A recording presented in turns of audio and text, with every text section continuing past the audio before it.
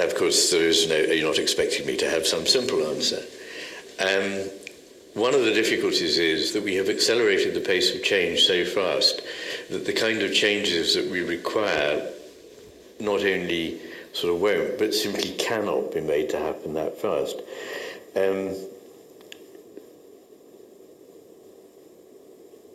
We're in a crisis which requires something to happen very quickly, really, because accelerating technological advance has put machine guns in the hands of toddlers. We have not increased in wisdom. In fact, I believe we have lost wisdom in the West, and yet we have gained enormously and are gaining very fast in power. Inevitably, if you put power in the hands of people who have no wisdom, this is a formula for disaster.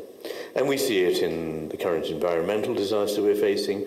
We see it in the destruction of species. We see it in the destruction of the lives of indigenous people. We see it in the mind control that is already being put into effect in China with enormously sophisticated AI that tracks the faces, the movements, everything, the thoughts of all its citizens.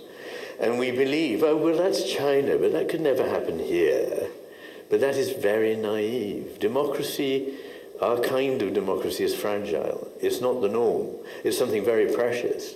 And it can easily be destroyed, especially in an atmosphere where we don't know who or what to believe, which is becoming more and more a problem. So we have got ourselves into a very difficult situation, and I'm not suggesting there is an easy fix to it. But there are things that we could do to try and get away from this. I mean, they're going to have to involve radical changes. We can't expect to go on living the kind of lives we do with the demands on the world. That's just not sustainable. They're not sustainable even for us. And now that 10 times as many people will want to claim these rights to extraordinary privilege, the world simply cannot sustain it. So we've been living on fool's gold, if you like.